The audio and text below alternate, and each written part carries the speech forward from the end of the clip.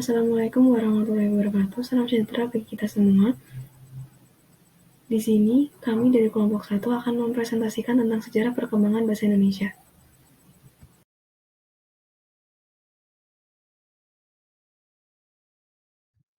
Bahasa Melayu sebagai asal mula bahasa Indonesia. Menurut perkembangannya, bahasa Indonesia dipercaya berasal dari bahasa Melayu. Bahasa Melayu merupakan salah satu bahasa yang mampu mempertahankan kedudukan sebagai bahasa yang paling berpengaruh di Asia Tenggara, yang juga termasuk dari golongan bahasa di dunia yang memiliki penutur terbesar. Bahasa Melayu menjadi bahasa nasional satu-satunya dari 4 negara, yakni Brunei, Indonesia, Malaysia, dan Singapura. Faktanya, dalam percakapan sehari-hari, bahasa Melayu yang disebut bahasa Indonesia di Indonesia lebih konsisten digunakan dibandingkan dengan ketiga negara lainnya, karena di Brunei, Malaysia, dan Singapura, selain bahasa Melayu, bahasa Inggris sudah cukup menyatu dengan masyarakatnya. Sejak dulu kala, bahasa Indonesia atau bahasa Melayu itu dikenal oleh penduduk daerah yang bahasa sehari-harinya bukan bahasa Indonesia atau Melayu, dibuktikan oleh adanya beberapa prasasti yang ditemukan di daerah. Ada juga ditemukan di daerah yang bahasa sehari-hari penduduknya sudah menggunakan bahasa Indonesia atau Melayu. Sejarah perkembangan bahasa Indonesia ini dapat dibuktikan dengan adanya prasasti Kedukan Bukit tahun 683 Masehi, Talang Tuo 684 Masehi, Kota Kapur 686 Masehi, Karabarahi 686 Masehi. Berdasarkan sebagian besar ahli linguistik komparatif dan arkeolog Austronesia, tempat asal mula bahasa Melayu purba yang ada di Indonesia ialah wilayah bagian barat Kalimantan. Bahasa Melayu merupakan turunan bahasa Austronesia sebagai satu dari beberapa varian bahasa yang saling berhubungan yang digunakan di Kalimantan Barat. Masyarakat purba penutur bahasa Melayu mengalami perpindahan yang sangat cepat dan jangkauan yang sangat luas. Apa sebab bahasa Melayu dijadikan bahasa nasional? Prof. Dr. Slamet Mulyana mengemukakan faktor yang menjadi penyebab sebagai berikut. 1. Sejarah telah membantu penyebaran bahasa Melayu. Bahasa Melayu merupakan lingua franca di Indonesia yang berarti bahasa perhubungan atau bahasa perdagangan. Dengan bantuan para pedagang, bahasa Melayu disebarkan ke seluruh pantai Nusantara, terutama di kota-kota pelabuhan. Bahasa Melayu menjadi bahasa penghubung antar individu. Kedua, bahasa Melayu mempunyai sistem yang sederhana, mudah dipelajari. Tak dikenal tingkatan bahasa seperti dalam bahasa Jawa atau bahasa Bali, atau perbedaan pemakaian bahasa kasar dan halus seperti dalam bahasa Sunda atau bahasa Jawa. Ketiga, faktor psikologis, yaitu suku bangsa Jawa dan Sunda telah dengan sukarela menerima bahasa Indonesia sebagai bahasa nasional, semata-mata didasarkan pada akan manfaatnya dan disadarkan perlunya kesatuan dan persatuan. 4. Kesanggupan bahasa itu sendiri juga menjadi salah satu faktor penentu. Jika bahasa tidak mempunyai kesanggupan untuk dapat dipakai menjadi bahasa kebudayaan dalam arti yang luas, tentulah bahasa itu tidak akan dapat berkembang menjadi bahasa yang sempurna. Pada kenyataannya, dapat dibuktikan bahwa bahasa Indonesia adalah bahasa yang dapat dipakai untuk merumuskan pendapat secara tepat dan mengutarakan perasaan secara jelas. Sehubungan dengan hal yang terakhir itu, kita wajib bersyukur atas kerelaan mereka yang membelakangkan bahasa ibunya demi cita-cita yang lebih tinggi, yakni cita-cita nasional. Demikianlah, lahirnya bahasa Indonesia bukan sebagai sesuatu yang tiba-tiba jatuh dari langit, tetapi melalui perjuangan panjang disertai keinsafan, kebulatan tekad, dan semangat untuk bersatu. Api perjuangan itu berkobar terus untuk mencapai Indonesia merdeka yang sebelum itu harus berjuang melawan penjajahan. Assalamualaikum warahmatullahi wabarakatuh. Saya Zahra Nurangrian dari Fakultas Ilmu Pendidikan, Prodi Pendidikan Luar Sekolah, Rombel 02 dengan NIM 12014-22055 akan melanjutkan tentang penjelasan perkembangan Melayu di Nusantara. Perjalanan dan perkembangan bahasa Melayu di Nusantara dapat dibagi menjadi 4 tahapan. Yang pertama, bahasa Melayu pada zaman Sriwijaya. Yang kedua, bahasa Melayu pada zaman Kerajaan Malaka. Yang ketiga, bahasa Melayu pada zaman Belanda. Dan yang keempat, proses perubahan bahasa Melayu menjadi bahasa Indonesia. Di sini saya akan membawakan tentang topik pembahasan pertama, yaitu bahasa Melayu pada zaman Sriwijaya. Melansir dari karya ilmiah milik I Gusti Ngurah Ketut Putrayasa, dijelaskan bahwa bahasa Indonesia merupakan sebuah variasi dari bahasa Melayu. Dalam hal ini, yang dipakai adalah bahasa Melayu Riau. Jika ditelisik, bahasa Melayu sudah dipakai oleh orang-orang dari Kerajaan Sriwijaya pada sekitar abad ke-7 Masehi.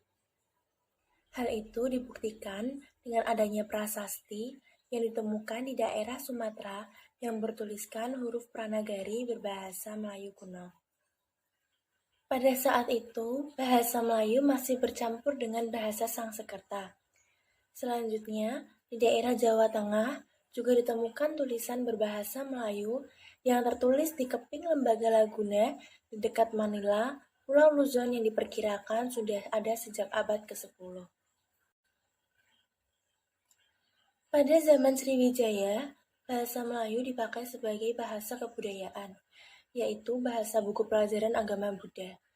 Bahasa Melayu juga dipakai sebagai bahasa perhubungan antar suku di Nusantara dan sebagai bahasa perdagangan, baik sebagai bahasa antar suku di Nusantara maupun sebagai bahasa yang digunakan terhadap para pedagang yang datang dari luar Nusantara. Menurut beberapa ahli, Melayu kuno mengadaptasi ortografi India berdasarkan tulisan Pallawa untuk merekam teks mereka. Tulisan Pallawa sendiri adalah tulisan India yang pernah digunakan untuk teks bahasa Sangsekerta. Setiap tradisi ortografi, seperti dalam bahasa Latin dan bahasa Sangsekerta, selalu dihubungkan dengan keberadaan biara dan tempat-tempat suci yang menyebarkan ajarannya. Tradisi Sangsekerta yang berhubungan dengan agama di Sumatera mempunyai pengaruh yang luar biasa pada penyebaran bahasa Melayu di seluruh pelosok Asia Tenggara. Teks bahasa Melayu kuno ditemukan di Sumatera dengan dibuktikan beberapa penemuan pada prasasti-prasasti dan piring perunggu. Prasasti-prasasti itu antara lain: 1. Prasasti Kedukan Bukit di sekitar Palembang berangkat tahun 683. 2. Prasasti Talang Tuwo di sekitar Palembang berangkat tahun 684. Yang ketiga, Prasasti Kota Kapur di Bangka Barat berangkat tahun 686. Dan yang keempat, Prasasti Karangbrahi terletak antara Jambi dengan Sungai Musi berangkat tahun 68.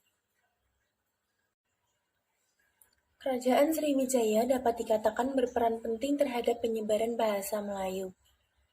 Prasasti-prasasti peninggalan Kerajaan Sriwijaya sebagian besar dituliskan dalam bahasa Melayu. Pada beberapa prasasti ini banyak dijumpai tulisan Melayu kuno yang bahasanya merupakan campuran antara bahasa Melayu kuno dan bahasa Sangsekerta.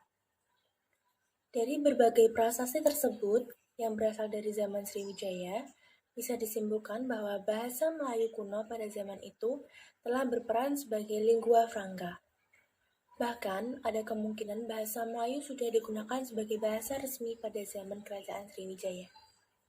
Kesimpulan ini diperkuat oleh keterangan Ising tentang bahasa Sangsekerta dan bahasa Melayu yang diistilahkan Kwenlun memegang peranan penting dalam kehidupan politik dan keagamaan di Sriwijaya. Sekian penjelasan materi dari saya. Jika ada kurangnya mohon dimaafkan. Terima kasih. Wassalamualaikum warahmatullahi wabarakatuh. Assalamualaikum warahmatullahi wabarakatuh. Saya Jacinda Maharani Negara dari jurusan Psikologi, Rombel 4. Saya dari kelompok 1 Bahasa Indonesia dengan topik Sejarah Perkembangan Bahasa Indonesia. Pada materi ini, kami sendiri mengambil referensi dari e-book berjudul Cinta Bahasa Indonesia, Cinta Tanah Air, yang diterbitkan oleh Institut Seni Indonesia Yogyakarta. Di sini saya akan menjelaskan poin kedua perkembangan bahasa Melayu di Nusantara, yaitu bahasa Melayu kuno pada zaman Malaka. Pada sekitar abad ke-13, Kerajaan Sriwijaya runtuh. Kemudian pada abad ke-14, Malaka menjadi pusat perdagangan dan kebudayaan. Dengan hal ini, Malaka menjadi pangkalan perdagangan terbesar di Nusantara. Saudagar-saudagar dari Cina, Parsi, India, dan Gujarat melakukan persinggahan di Malaka. Lingua franca atau bahasa perantara yang mereka gunakan adalah bahasa Melayu. Dalam bahasa Melayu, terdapat istilah-istilah pinjaman dari bangsa lain yang akan kita jelaskan di slide-slide berikutnya. Bahasa Melayu kuno masih tetap ditemukan dalam prasasti dan batu nisan sampai ke abad ke-14, meskipun terdapat perbedaan ortografi yakni dengan perubahan ke bahasa Jawa kuno, tetapi tetap berdasarkan pada tulisan Pallawa. Berikut adalah contoh-contoh prasasti atau batu nisan yang ditemukan pada zaman itu. Yang pertama ada prasasti Jambi, berbahasa Melayu kuno, ditulis dalam tulisan Jawa kuno, tahun 1292. Selanjutnya ada batu nisan orang Islam berbahasa Melayu, ditemukan di Minyetujo, tahun 1380. Dan yang terakhir ada prasasti Melayu tertua berbahasa Melayu dan ditulis dengan huruf Arab yang biasa disebut dengan tulisan Jawi. Ditemukan di Trengganu tahun 1303. Selanjutnya ada perkembangan bahasa Melayu pada abad ke-14. Pada abad ke-14, raja-raja dan rakyat Malaka telah memeluk agama Islam. Malaka sendiri menjadi pintu gerbang penyebaran agama Islam di seluruh Asia Tenggara seiring dengan berkembangnya perniagaan atau perdagangan. Perkembangan inilah yang menjadikan bahasa Melayu sebagai bahasa perantara pun turut berkembang pesat di seluruh Nusantara. Pada abad ke-15 ini dikenal dengan kejayaan kekuasaan, perniagaan, kebudayaan, dan masyarakatnya yang beragam, menjadikan Indonesia, khususnya pelabuhan-pelabuhan, sebagai sebuah wilayah yang kompleks. Contoh masyarakat yang kompleks adalah kehidupan beragama yang beragam. Ada agama Hindu, Buddha, Islam, dan Kristen. Karena masyarakatnya yang sangat kompleks, maka dalam berbicara maupun bahasa terjadi keragaman bahasa. Namun, tulisannya tetap menggunakan bahasa Melayu dengan kata-kata pinjaman dari bahasa Sanskerta, Arab, Tamil, Mongolia, Cina, Persia, dan Jawa. Nah, di sini ada contoh kata pinjaman bahasa Sanskerta yang ditemukan pada teks Melayu tahun 1303 dan tetap digunakan dalam bahasa Melayu modern. Jadi artinya bahasa Melayu kuno yang masih kita pakai sampai sekarang. Contohnya ada acara, bumi, denda, istri, keluarga, menteri, suami, dan masih banyak lagi. Selanjutnya ada catatan sejarah orang asing mengenai kosakata-kosakata bahasa Melayu. Sekitar tahun 1560, Yang Lin, seorang juru tulis kearsipan di ibu kota kerajaan Cina, mengumpulkan dan mengklasifikasikan semua daftar kosakata bahasa Melayu Cina yang terhitung kira-kira sebanyak 500 kata. Dari daftar kata tersebut terlihat bahwa bahasa Melayu telah memperluas kosakatanya dengan melakukan beberapa pinjaman, tidak hanya dari bahasa Cina dan India, tetapi juga dari bahasa Sanskerta, Tamil, Arab, dan Persia. Salah satu contoh dari kosakata tersebut adalah centana atau cendana bahasa Melayu Cina yang artinya sama dengan cendana bahasa Melayu, yang merupakan pinjaman dari bahasa Sanskerta dengan makna yang sama yaitu cendana. Selanjutnya materi ini akan disampaikan oleh Rahmatianingsih. Terima kasih. Halo, perkenalkan saya Rahmatianingsih dari jurusan Psikologi Fakultas Ilmu Pendidikan.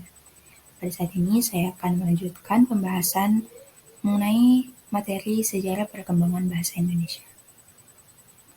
Kosakata bahasa Melayu orang Eropa dikumpulkan pertama kali oleh seorang penjelajah berbangsa Italia yang bernama Antonio Pigafetta pada tahun 1522.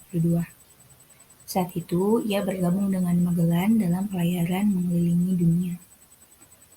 Ia mengumpulkan daftar kata bahasa Italia Melayu yang kemudian diterbitkan dalam bahasa Latin Melayu dan versi bahasa Prancis Melayu.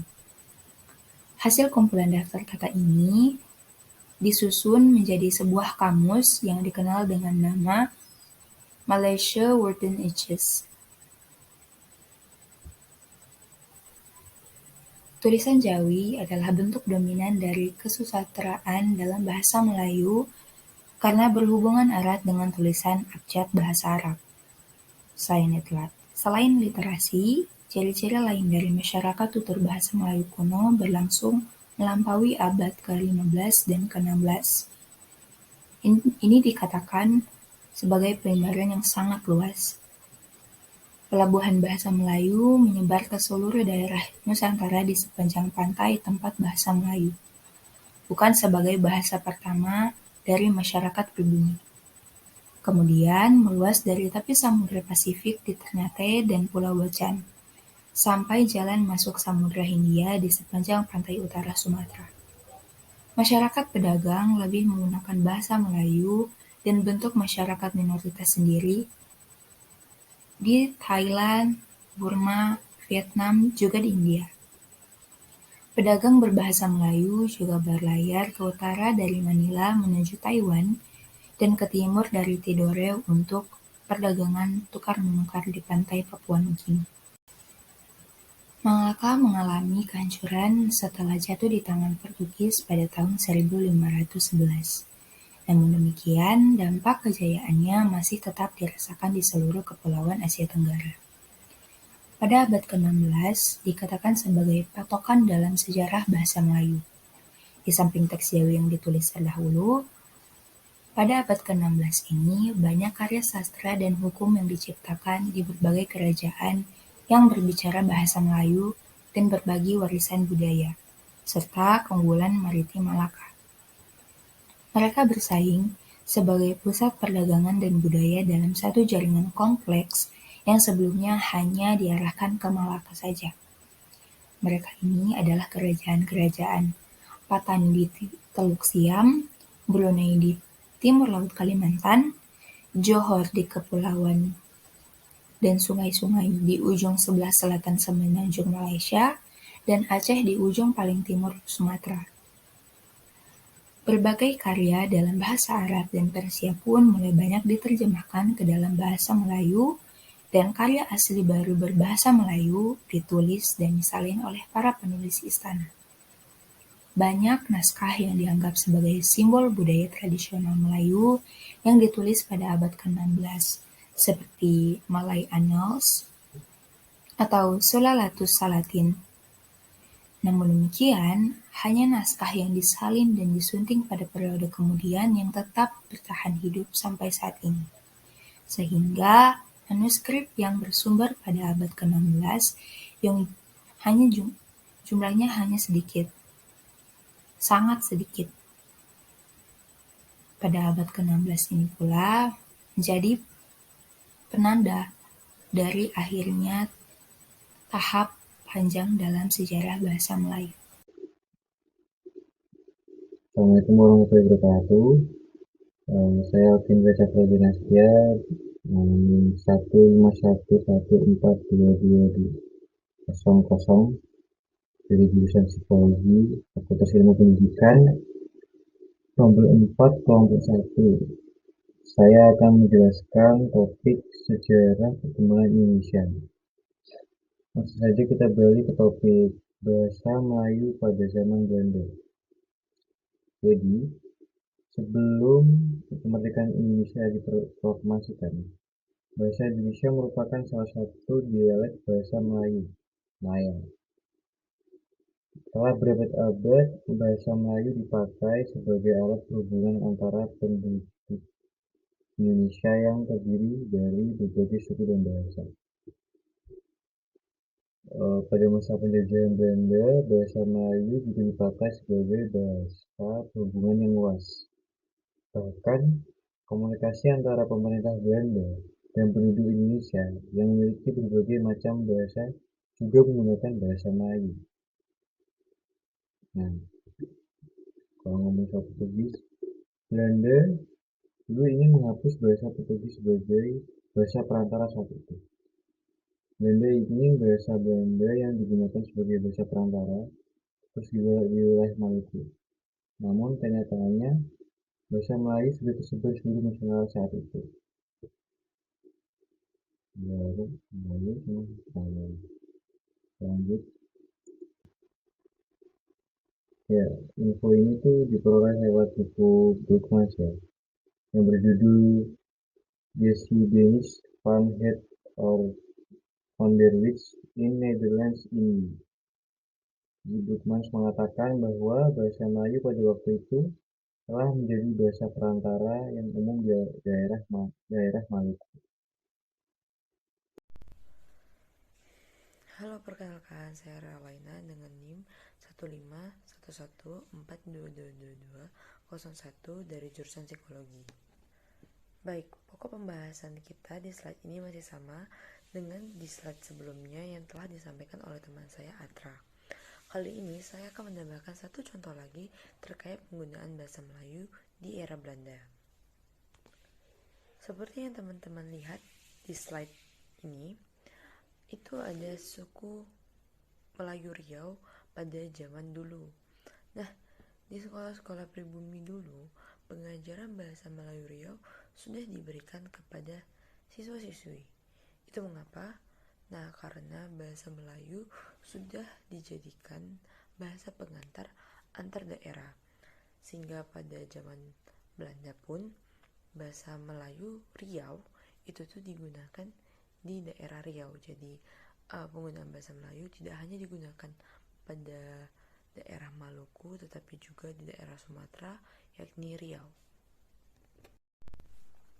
Nah, selanjutnya saya ingin menyampaikan bahwa bahasa Melayu yang cukup luas menyebarnya di Nusantara dan sudah lama menjadi bahasa pengantar membuat Belanda memberi kebebasan terhadap penggunaan bahasa Melayu. Misalnya itu bahasa Melayu digunakan sebagai bahasa perantara dalam berkomunikasi antara raja dan rakyat. Juga dalam ranah administrasi pemerintahan, bahasa Melayu yang digunakan. Oleh karena itu, tetap bahasa Belanda menjadi bahasa nomor 1 di Nusantara saat itu, tapi bahasa Melayu digunakan jadi bahasa kedua wajib di Nusantara. Oke, untuk yang selanjutnya kita masuk ke jenis-jenis bahasa Melayu. Nah, pada masa Belanda, bahasa Melayu ini memiliki 3 jenis. Ada 3 jenis bahasa Melayu pada zaman Belanda. Apa saja? Yang pertama ada bahasa Melayu tinggi atau juga bahasa Melayu asli. Yang kedua ada bahasa Melayu rendah. Dan yang ketiga ada bahasa Melayu daerah. Oke, kita bahas satu-satu ya. Kita mulai dari yang pertama, bahasa Melayu tinggi. Ada juga yang disebut bahasa Melayu asli. Kenapa disebut bahasa Melayu asli? Dan kenapa disebut bahasa Melayu tinggi gitu ya? Nah, bahasa Melayu tinggi atau bahasa Melayu asli ini mempunyai nama lain gitu. Yaitu bahasa Melayu Riau. Nah, bahasa Melayu tinggi digunakan dalam kesusastraan Melayu atau dalam naskah-naskah Melayu seperti contohnya Sejarah Melayu atau Hikayat Hang Tuah. Disebut sebagai bahasa Melayu tinggi karena bahasa Melayu ini itu tidak tercampur dengan bahasa lainnya seperti yang terjadi di jenis yang kedua, yaitu bahasa Melayu rendah. Jadi disebut bahasa Melayu rendah itu karena biasanya digunakan untuk menyebutkan bahasa Melayu campuran. Jadi nama lainnya adalah bahasa Melayu campuran. Nah, di bahasa Melayu rendah ini kita dapat mengetahui bahwa bahasa Melayu rendah digunakan oleh orang-orang yang singgah di Indonesia atau Nusantara, sehingga banyak terjadi pencampuran dengan bahasa ibunya, mother language-nya. Jadi pencampuran ini tidak hanya terjadi di kosakatanya saja, tapi juga di struktur frase atau bahkan struktur kalimatnya itu tercampur. Jadi orang yang datang ke daerah Nusantara dengan bahasa Melayu yang sudah menjadi bahasa antar daerah itu tercampur, sehingga disebutlah bahasa Melayu rendah atau bahasa Melayu campuran. Nah, lalu yang ketiga atau yang terakhir ada bahasa Melayu daerah. Nah, apa perbedaan bahasa Melayu daerah dengan bahasa Melayu campuran atau bahasa Melayu rendah seperti yang tadi disampaikan? Nah, di bahasa Melayu daerah ini yang paling utama perbedaannya adalah bahwa bahasa Melayu daerah tercampur dengan aksen dari suku-suku tertentu. Nah, kan bahasa Melayu ini sudah menjadi bahasa umum gitu ya. Pada zaman Belanda dijadikan bahasa kedua wajib. Nah, di Indonesia ini banyak suku-suku sehingga dan memiliki aksen-aksen tersendiri, sehingga bahasa Melayu tercampurnya dengan aksen-aksen dari daerah tersebut. Nah, jadi terpengaruhlah bahasa Melayu ini dengan aksen gitu. Contohnya daerah-daerah apa saja yang memiliki bahasa Melayu daerah, yaitu ada di daerah Jambi, bahasa Melayu Jambi, bahasa Melayu Minangkabau, bahasa Melayu Jakarta, bahasa Melayu Jawa, bahasa Melayu Ambon, dan juga ada bahasa Melayu Medan, dan masih banyak lagi suku-suku di Indonesia ini yang tercampur dengan bahasa Melayu, sehingga terciptalah jenis yang ketiga, yakni bahasa Melayu daerah. Sekian penjelasan yang bisa saya sampaikan terkait jenis-jenis bahasa Melayu. Selanjutnya, materi akan disampaikan oleh Abel tentang perubahan bahasa Melayu menjadi bahasa Indonesia. Terima kasih. Nah, kita lanjut ke materi berikutnya, yaitu proses perubahan bahasa Melayu menjadi bahasa Indonesia. Di sini alasan utamanya yaitu tumbuhnya kesadaran dari para pemuda di seluruh Indonesia untuk merdeka dan juga lepas dari penjajahan Belanda. Karena alasan tersebut, mereka bersama-sama memperjuangkan bahasa Melayu untuk menjadi bahasa persatuan, yaitu bahasa Indonesia. Dimilikinya bahasa persatuan, yakni bahasa Indonesia, mampu menumbuhkan rasa persatuan dan kesatuan, serta rasa kebangsaan di kalangan seluruh bangsa Indonesia. Nah, selanjutnya di sini ada beberapa pihak yang secara langsung maupun tidak secara langsung ikut andil besar dalam pencapaian cita-cita mengubah bahasa Melayu menjadi bahasa nasional, bahasa Indonesia. Yang pertama, ada Balai Pustaka, Dewan Rakyat, kalangan jurnalis, organisasi politik, para pemuda Indonesia, Pujangga Baru, dan yang terakhir adalah pemerintah Jepang. Nah, selanjutnya, sekitar tahun 1908, pemerintah Belanda ini mendirikan sebuah komisi bacaan rakyat yang kira-kira dalam bahasa Belanda bisa dibaca dengan Komisi for the Volkscultuur. Nah, komisi ini berkembang dengan sangat cepat sehingga maju pesat dan namanya berubah menjadi Balai Pustaka pada tahun 1917. Nah, bacaan-bacaan yang ada pada balai tersebut itu menggunakan bahasa Melayu dan bahasa-bahasa daerah. Lalu, Balai Pustaka akhirnya mendirikan sebuah taman pustaka pada tahun 1918 yang memicu munculnya pengarang-pengarang berbahasa Melayu seperti kitab-kitab Melayu dan karya-karya sastra.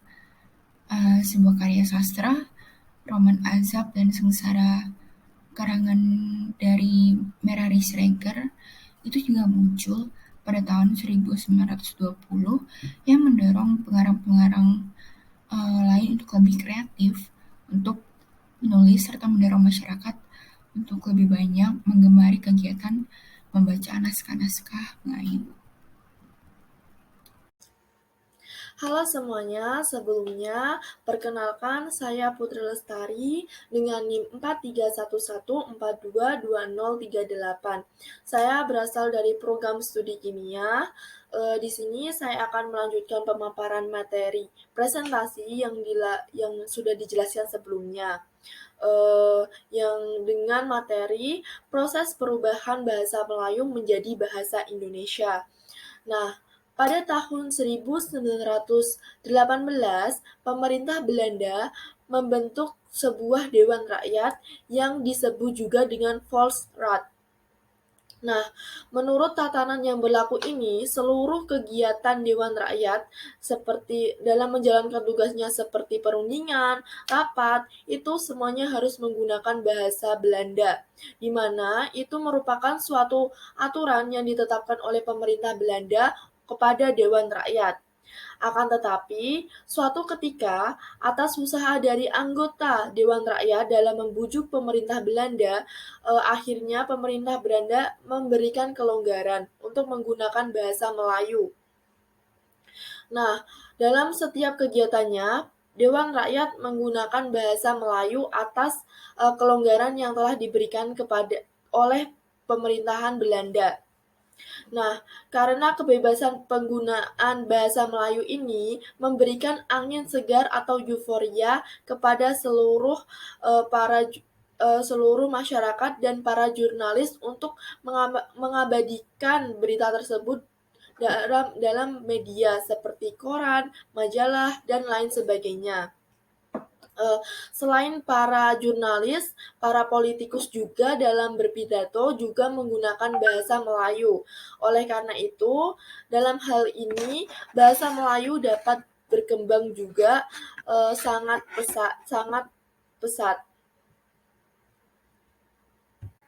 Nah, selanjutnya, salah satu peristiwa yang sangat bersejarah bagi bangsa Indonesia yaitu Kongres Pemuda yang menjadi ujung tombak peresmian bahasa Melayu menjadi bahasa Indonesia. Kongres Pemuda ditetapkan pada tanggal 28 Oktober 1928 yang dikenal dengan Sumpah Pemuda. Nah, Sumpah Pemuda ini berisi 1. Kami putra dan putri Indonesia mengaku bertumpah darah satu tanah air Indonesia. 2. Kami putra dan putri Indonesia mengaku berbangsa satu, bangsa Indonesia. 3. Kami putra dan putri Indonesia menjunjung bahasa persatuan, bahasa Indonesia. Nah, Kongres Pemuda ini menjadi salah satu ujung tombak yang menjadi peresmian perubahan antara bahasa Melayu menjadi bahasa Indonesia. Dalam perkembangannya ini, bahasa Indonesia menjadi primadona yang digunakan oleh banyak masyarakat atau khalayak umum dalam kehidupan sehari-harinya dalam berbagai macam kesempatan. Salah satu bidang yang sangat penting yang cukup andil dalam menyebarluaskan bahasa Indonesia ini adalah kasusastraan. Kasusastraan sendiri itu sangat luas. Kasusastraan bisa berupa puisi, cerpen, film, drama, ataupun lainnya yang berbau-bau seperti sastra. Nah, angkatan pertama yang memunculkan karya sastra-sastra yang paling lama adalah angkatan Balai Pustaka. Kemudian angkatan penerusnya adalah angkatan Pujangga Baru. Angkatan Pujangga Baru ini muncul sekitar tahun 1933, di mana angkatan Pujangga Baru ini bertujuan untuk membentuk kebudayaan baru Indonesia.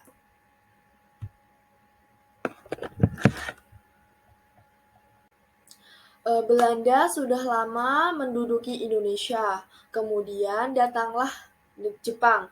Jepang datang ke Indonesia pada tahun 1942, kemudian menggantikan Belanda. Nah, tatanan baru Belanda pada saat itu diubah oleh Jepang, di mana tatanan aturan Jepang pada saat itu adalah menghapus semua yang berkaitan dengan Belanda. Salah satunya adalah bahasa Belanda.